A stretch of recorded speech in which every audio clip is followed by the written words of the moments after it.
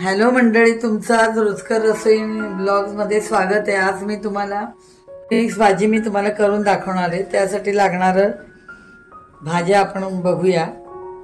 जास्ती काही भाजी नाहीये त्याच्यामध्ये। मिक्स भाजी मी तुम्हाला करून दाखवणार आहे। त्याच्यासाठी लागणार ही वांगी, हिरवी ही बघा, ही अशी वांगी घेतलेली आहे। जसे चौकोनी तुकडे केलेत। तर बटाटे, आता शेवग्याच्या शेंगा, खास ह्याच्यामध्ये शेवग्याच्या शेंगा, शेवग्याच्या शेंगाचीच भाजी म्हणायला पाहिजे, ते घालून करते मी। नंतर कांदा बारीक चिरलेला, ते 2 कांदे घेतलेत मध्यम आकाराचे, आणि 4 टोमॅटो जे बारीक चिरलेले आहे, आणि कोथिंबीर। हे सुकं खोबरं थोडं पाव वाटी मी किसून घेतलेलं आहे, आणि नैवेद्याच्या वाटी इतके तीळ। तर आपण हे दोन्ही जिन्नस भाजून घ्यायचे, खोबरं आणि तीळ। आता आपण रेसिपी सुरू करूया। पहिल्या ते खोबरं भाजून घेऊया।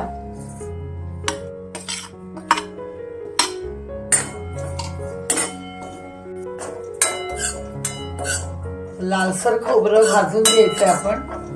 आता हे काढून घेऊया। दाखव ना।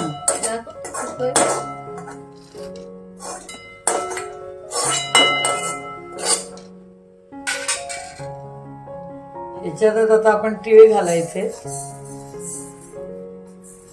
गॅस बारीक करायचा तीळ भाजताना, कारण तडतड उडतात ते तीळ। तीळ भाजून झाले। आता आपण खोबरं, हे सुकं खोबरं जे भाजलंय आणि तीळ ते एकत्र मिक्सर मधनं बारीक करून घ्यायचे। अशा पद्धतीने बारीक करून घेतले मिक्सर मधनं खोबरं आणि तीळ।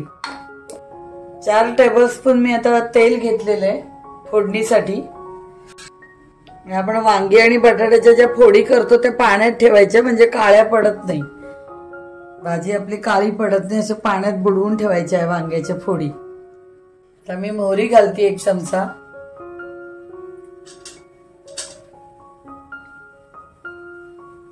जिरं 1 चमचा। मोहरी जिरं तडतडल्यावर कांदा घालायचा।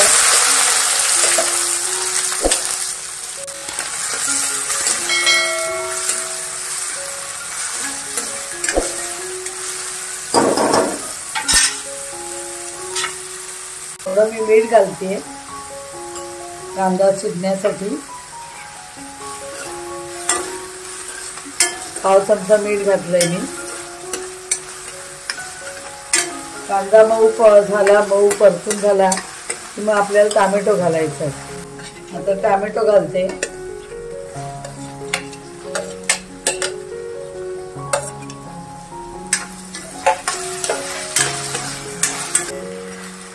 टोमॅटो चांगला परतून घ्यायचा, मऊ होईस्तोवर। तुला आता परतून झाला। आता ह्या स्टेजला आपल्याला हळद घालायची। ही बघा, अर्धा चमचा हळद, अर्धा चमचा तिखट,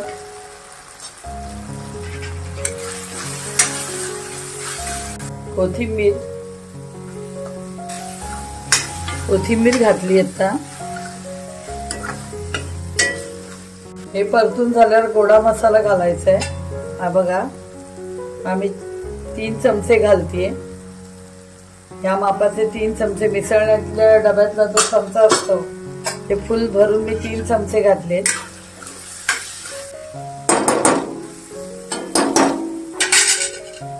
आता अर्धा चमचा गरम मसाला, हा बघा, अर्धा चमचा गरम मसाला घातलाय। चांगलं हे सगळे मसाले परतून घ्यायचे।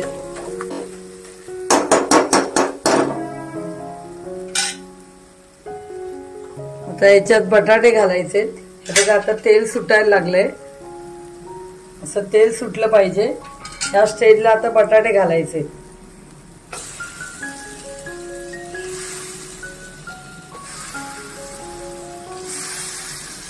बटाटे, वांगी,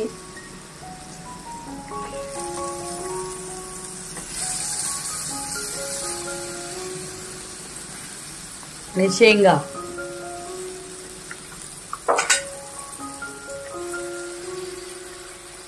सर्व भाज्या घालायच्या. या मसाल्यात व्यवस्थित कालवून घ्यायचे, परतून घ्यायचे. आता 2 मिनिटं या सगळ्या भाज्या परतायच्या.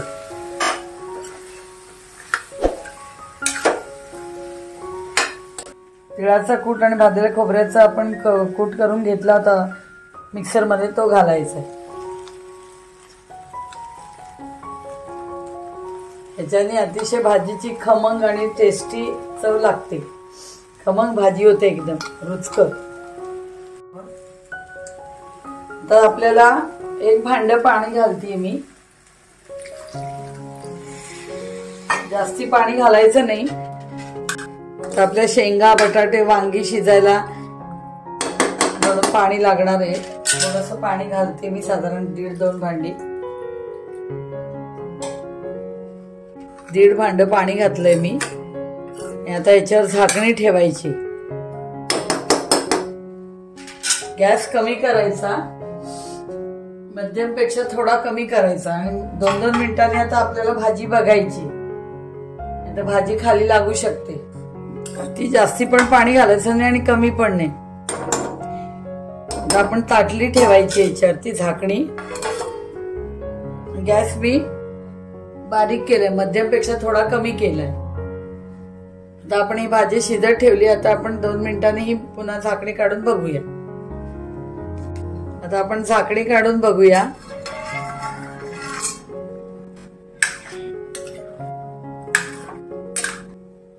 अजून शिजायला वेळ आहे. अजून पुन्हा मी झाकणी ठेवणार आहे. त्याच्या आधी मी थोडं पूर्ण भाजीला जेवढं मीठ लागतं चवीप्रमाणे ते घालून घेते. तर हे मी पाव चमचा घालतेय. तर मगाशी मी घातलं होतं अर्धा चमचा. पुन्हा आता मी झाकणी ठेवते.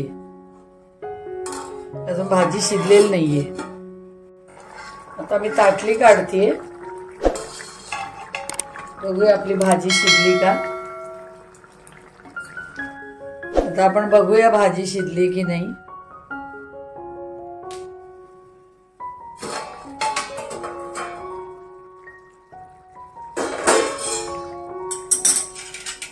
रंग बघा किती भाजीचा चांगला आलाय. आपली भाजी शिजली आहे. हे बघा बटाटा चांगली आपली भाजी शिजली आहे. थोडा आता आपण रस कमी करून घ्यायचा आहे. थोडा तुम्हाला जितकी पातळ थोडीफार ठेवायची तशी, नाही तर इतपतच पाहिजे. घट्ट पातळ नाही ठेवायची ही भाजी. अजून मी ही रस्सा आळवणार आहे, कमी करते. आवडा खडा मी गुळाचा घालते भाजीत. आणि घट्टसरच थोडी भाजी करायची. अंगालगत रस ठेवायचा, जास्ती पातळ करायची नाही. तरी आता ही भाजी झालेली आहे. आता मी तुम्हाला सर्विंग बाउल मध्ये काढून दाखवते. रंग बघा किती सुरेख आलाय आणि अतिशय सुवास सुटलाय घरभर. तर अशा प्रकारे तुम्हाला वांग, बटाटा, शेवग्याची मिक्स भाजी करून दाखवली. वांग, बटाटा, शेवगा आणि टोमॅटो. तर मी दाखवल्याप्रमाणे तुम्ही ही भाजी करून बघा आणि घरच्यांना खाऊ घाला. ही भाजी भाकरी बरोबर, पोळी, फुलका कशाबरोबरही तुम्ही खाऊ शकता. आणि भात. ही भाजी केल्यानंतर दुसरं डावं उजवं करायची काहीही गरज नाही. इतकी ही सुरेख भाजी लागते. तर तुम्ही ही भाजी करून बघा आणि कशी झाली ती मला कॉमेंट्सद्वारे कळवा. आणि माझ्या रेसिपीला लाईक, शेअर आणि सबस्क्राईब करा. थँक्यू.